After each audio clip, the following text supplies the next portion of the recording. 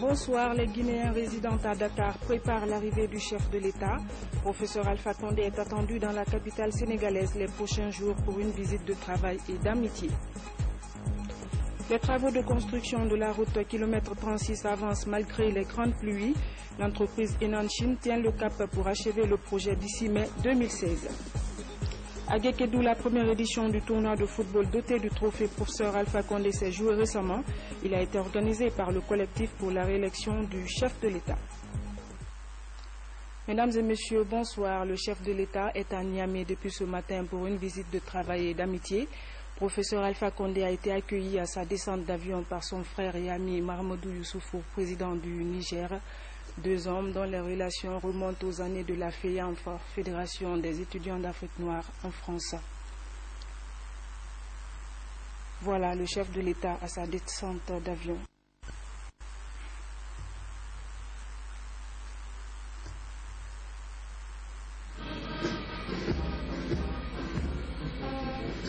Professeur Alpha Condé.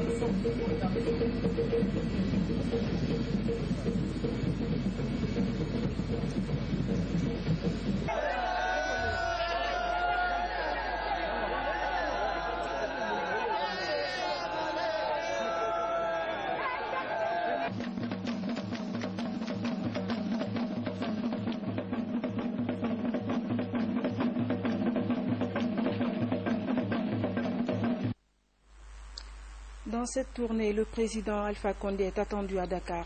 Il doit s'entretenir avec son homologue, le président Macky Sall, sur la sécurité dans la sous-région. Comment cette arrivée se prépare-t-elle? Quel est l'engouement sur le terrain avec les Guinéens du Sénégal?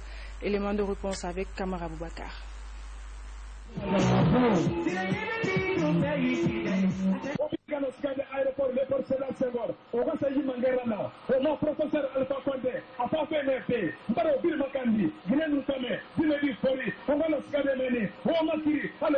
La fièvre de l'arrivée du professeur Alpha Condé monte à Dakar. Dans les milieux à dominance guinéenne, des messages de mobilisation rythment les journées depuis 2 jours. Ici au marché Castor, le compatriote s'apprête à accueillir l'hôte de marque. Les Guinéens qui sont là, quand on apprend que notre président doit nous faire une visite, non seulement une visite de travail et une visite de courtoisie, et on est informé aussi qu'il doit rencontrer la communauté guinéenne résidente au Sénégal. Vraiment, c'est un atout pour nous. À partir de là, nous pouvons déclarer tout ce qui est sur nous à Dakar ici. En plus de cela, tout ce qui se passe en Guinée depuis son accession au pouvoir, vraiment nous plaît. Parce que toutes les informations, c'est des bonnes informations. Castor est l'un des 3 grands marchés de Dakar, spécialisé dans la vente des légumes. Ici, la Guinée s'exprime d'une seule voix. Je suis très content. Les Guinéens sont nombreux ici. Et rencontrer ses compatriotes est toujours heureux. Nous sommes ensemble et prions pour que les choses s'améliorent encore. C'est une joie immense pour moi de savoir que mon président arrive au Sénégal, nous trouver ici. C'est une fierté énorme. Nous nous mobilisons tous.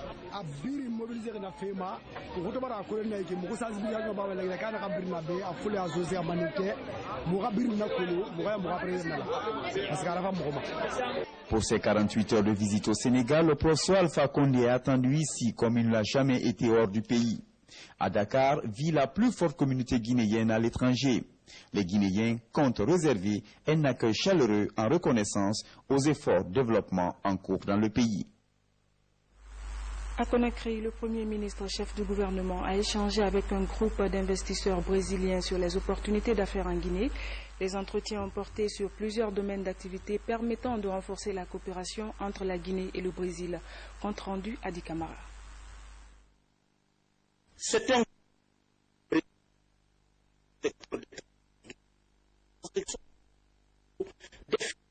banque, la sécurité sociale, bref, tous les domaines qui concernent le développement social et économique d'un pays. Voilà pourquoi ce groupe a été introduit chez le Premier ministre, chef du gouvernement, par l'ambassadeur de Guinée au Brésil. Nous sommes venus par l'invitation de l'ambassade. Il y a beaucoup de pays dans le monde à choisir, mais nous avons choisi la Guinée. Il faut connaître, il faut voir. Nous sauvons des opportunités, mais il faut voir avec les yeux de près pour connaître et pour être sûr de faire des investissements. Au-delà de la construction des infrastructures routières et sanitaires en Guinée, le Premier ministre a émis le souhait de voir ce groupe d'investisseurs brésiliens s'intéresser aussi au développement du secteur touristique en Guinée. C'est dommage que votre temps ne vous permette pas peut-être d'aller à l'intérieur du pays. Mais lorsque l'occasion se présentera, je crois qu'il est conseillé que vous y allez. Parce que vous découvrez qu'en plus du balnéaire, c'est-à-dire les bordures de mer et tout, il y a aussi la montagne, la forêt et beaucoup d'autres choses.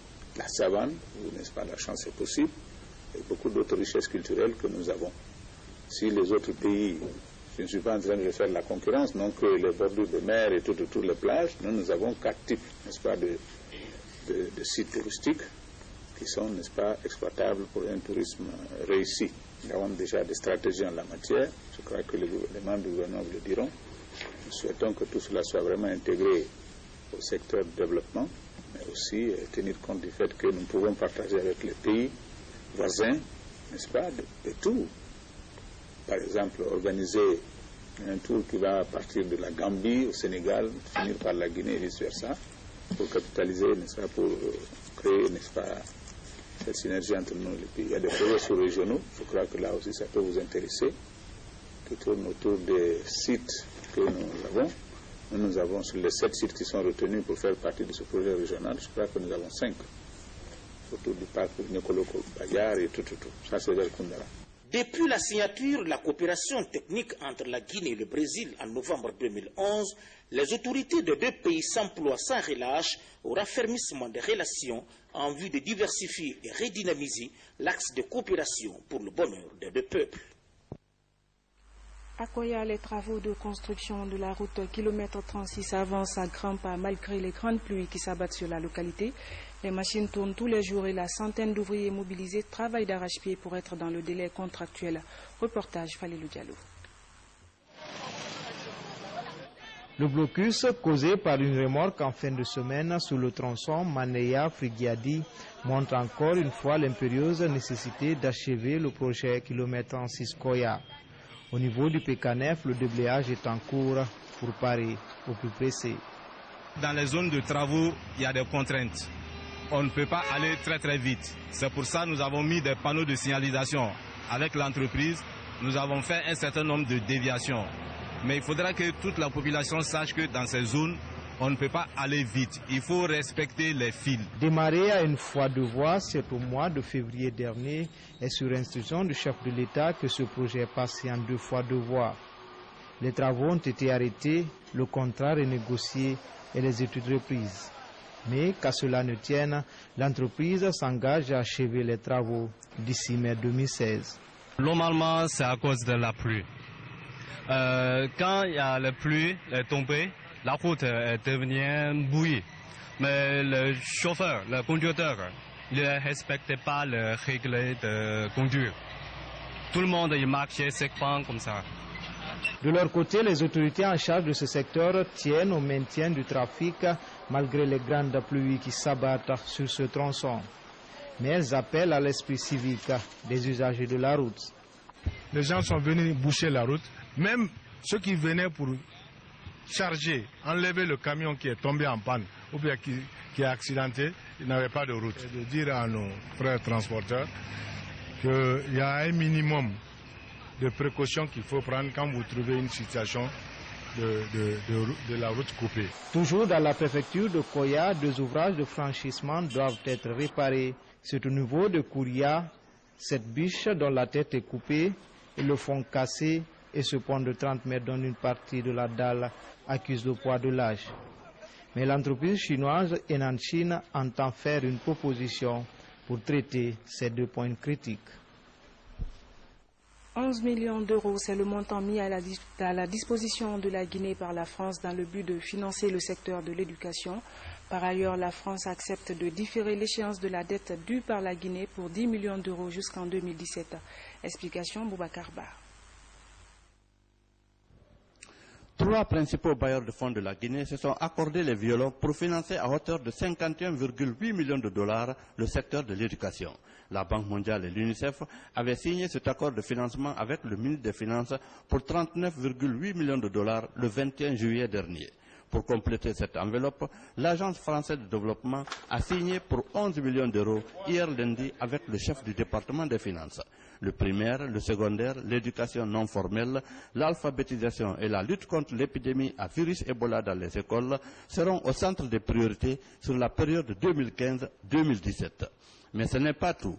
Sensible aux difficultés budgétaires que traverse le pays, la France a accordé et signé un autre accord permettant à la Guinée de reporter l'échéance due par notre pays dès octobre prochain pour avril 2017 pour 10,5 millions d'euros. C'est un projet 2017 qui permettra d'une part de conserver les acquis du premier programme commun et de préparer un programme plus ambitieux pour l'après 2017.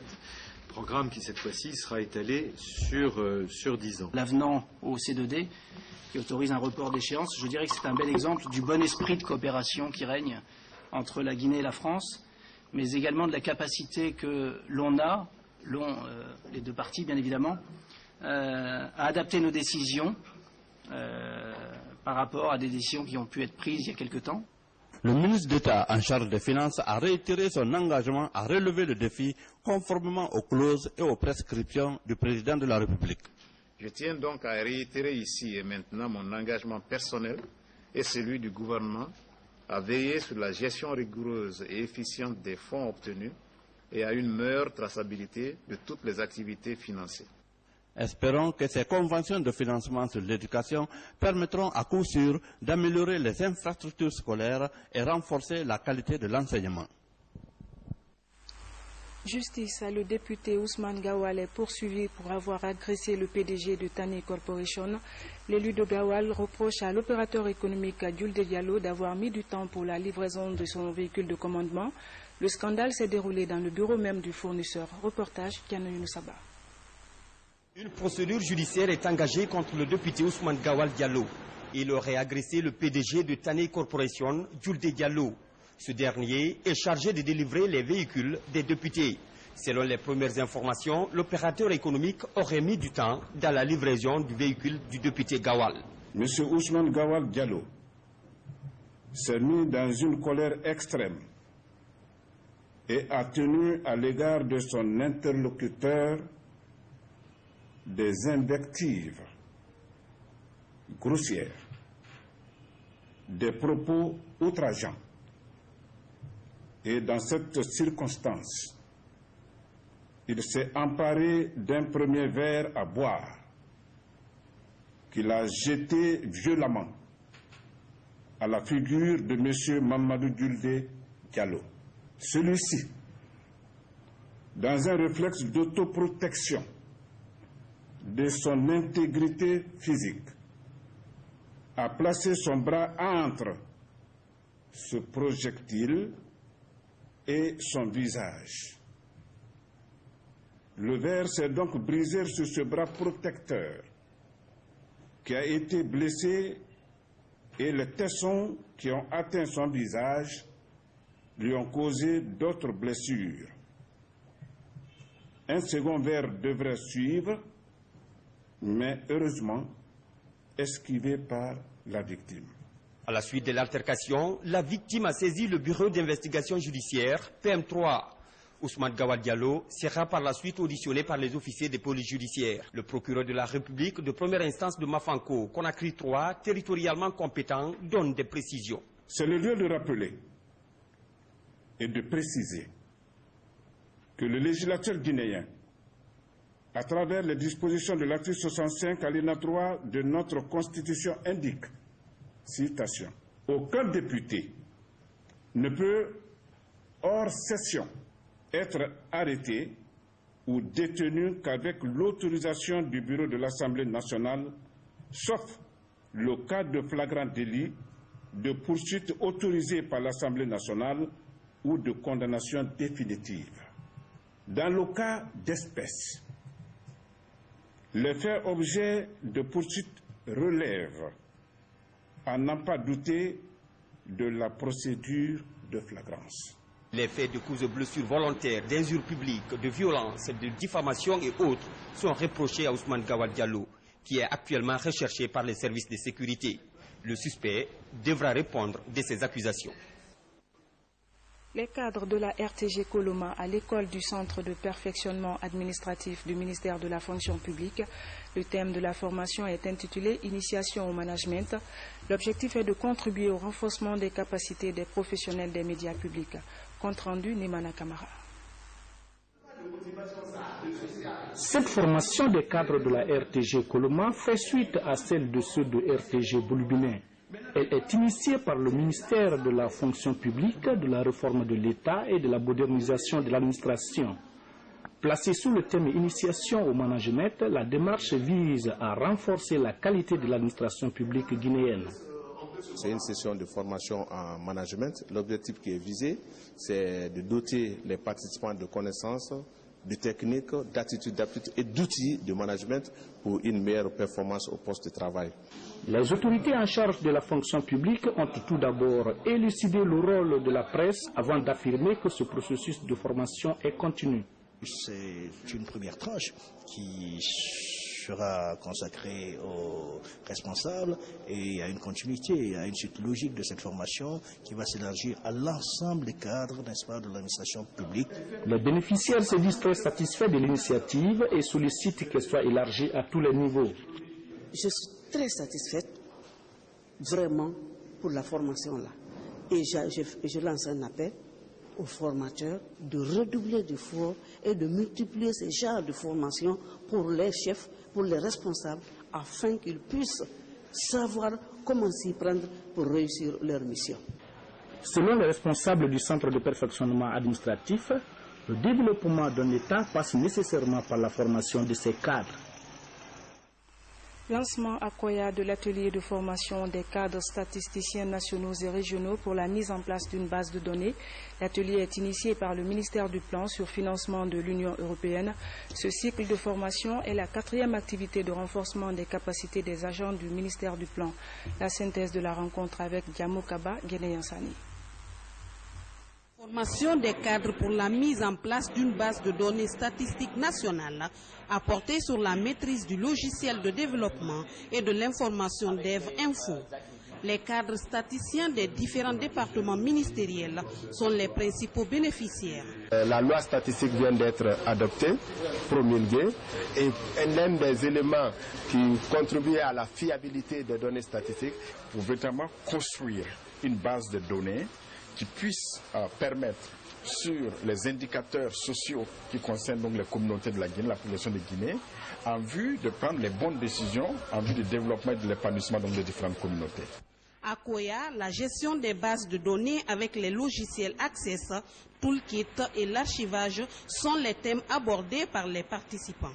Au terme des travaux, ces statisticiens seront techniquement outillés. Ces deux formations ont été initiées dans le cadre de la mise en œuvre du projet PARS qui s'inscrit dans la logique de la SNDS, c'est-à-dire stratégie de développement des données statistiques.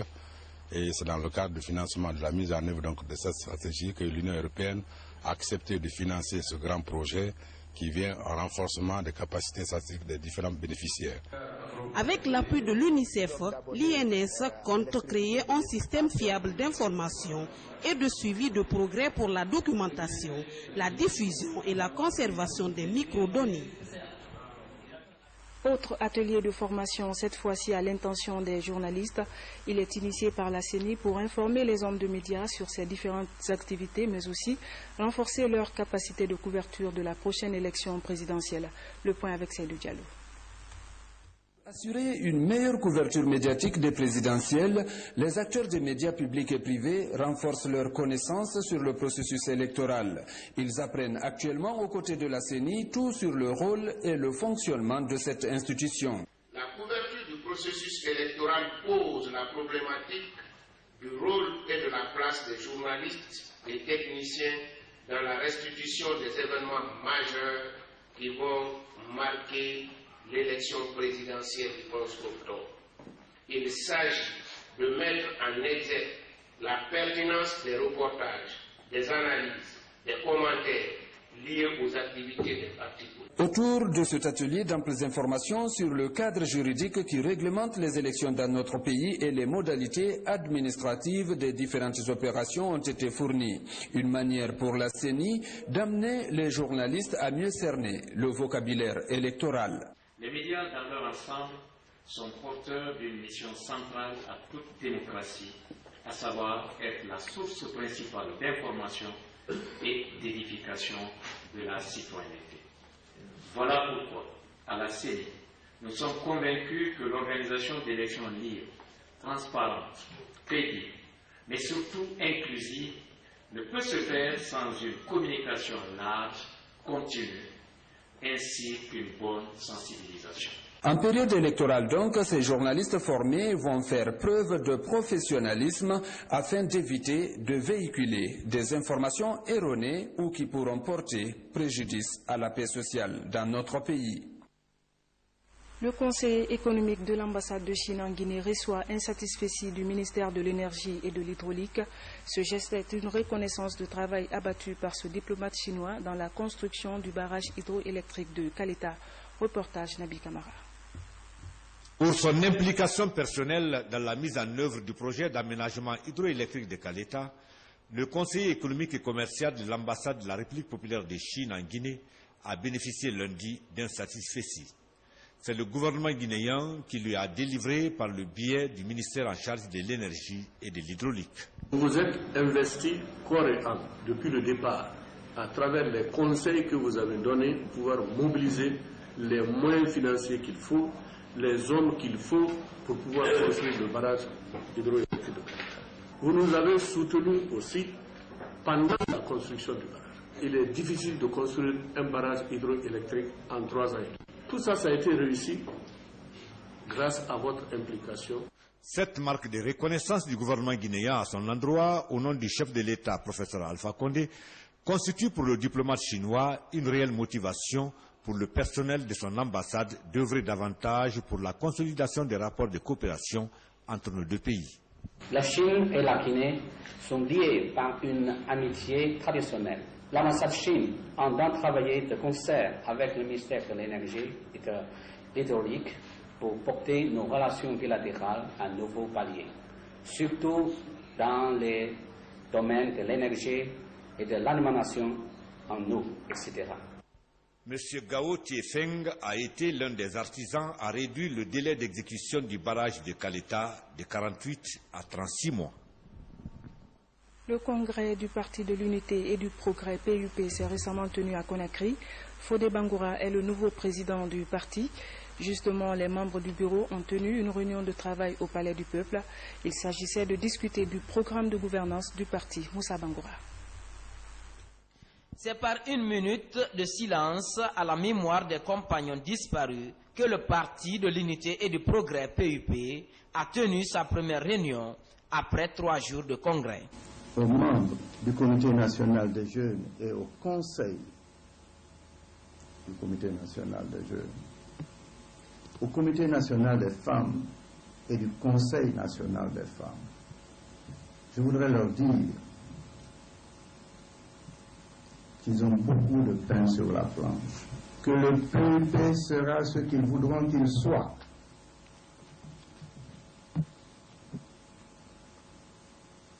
Nous aurons beaucoup d'obstacles sur la route. Je sais compter sur leur abnégation et sur l'amour qu'ils ont pour notre parti.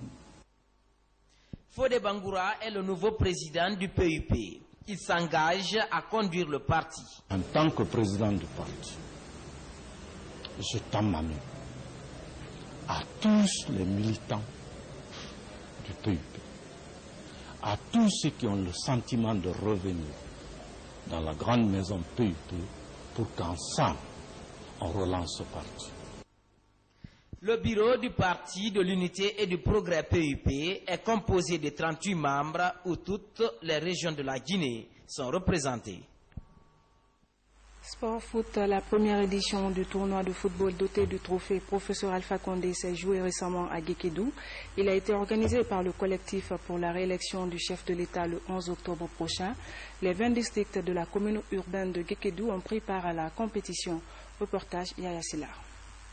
Stade préfectoral de Guékédou. Après 2 semaines de compétition, la finale du tournoi de football doté du trophée Professeur Alpha Condé oppose l'équipe de la commune urbaine à celle de Koundou Lendebendou. Le tournoi est organisé par le bureau préfectoral du CRAC, dirigé par Papa Leno, ancien responsable du RDIG. Le professeur Alpha Condé a commencé des actions.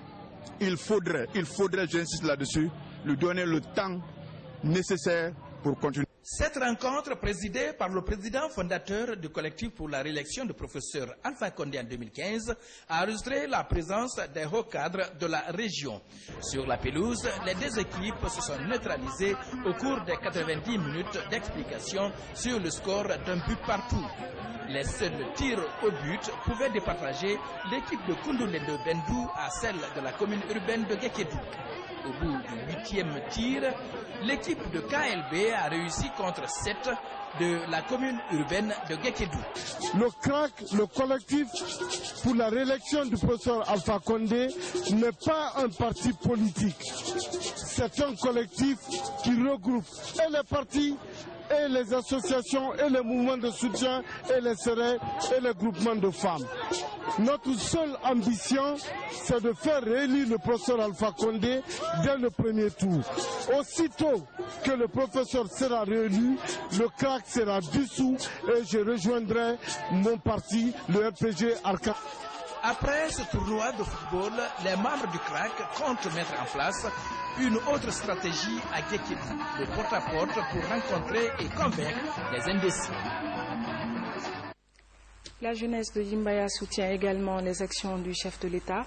Elle l'a exprimé à travers l'organisation d'un tournoi de football. Les équipes du quartier ont fait valoir leur talent pour retenir le public pendant plusieurs jours. La fin du tournoi a été marquée par une prestation artistique, le tout chapeauté par la structure Benedi Record. Reportage Mamaïsata Kamara, Abdoulaye Diallo. Cette mobilisation des populations du quartier Yimbaya dans la commune de Matoto est le couronnement de plusieurs jours de rencontres sportives autour du Cuiron. C'est une initiative de la structure Benedi Record qui reste déterminée à accompagner les causes de la jeunesse guinéenne et à l'édification d'une Guinée prospère. C'est des jeunes du quartier de Matoto qui sont venus me voir, me proposer l'idée de les soutenir. Et franchement, comme je fais beaucoup de choses avec la jeunesse de Matoto, j'ai accepté de les accompagner. À travers cette initiative, les organisateurs réaffirment leur soutien aux actions du chef de l'État et de son gouvernement. La démonstration que vous voyez, qu'elle est engagée, absolument engagée, à participer à la réélection du président Alpha Condé. Donc c'est un plaisir que cet avant-goût nous soit donné. Cela signifie que Yimbaya, au-delà de Yimbaya Matoto et au-delà de Matoto Conakry, au-delà de Conakry, la jeunesse guinéenne soutient le professeur Alpha Condé. Après le temps réglementaire avec un score de parité, c'est l'équipe FC Véron qui remporte le trophée suite à cette séance des tirs au but. En vue de finir en beauté, les artistes ont offert un spectacle pour égayer le public massivement mobilisé pour la circonstance. Voilà, mesdames et messieurs, c'est la fin de cette édition. Merci à vous de l'avoir suivi. Excellente soirée en compagnie de nos programmes. Bonsoir et à demain.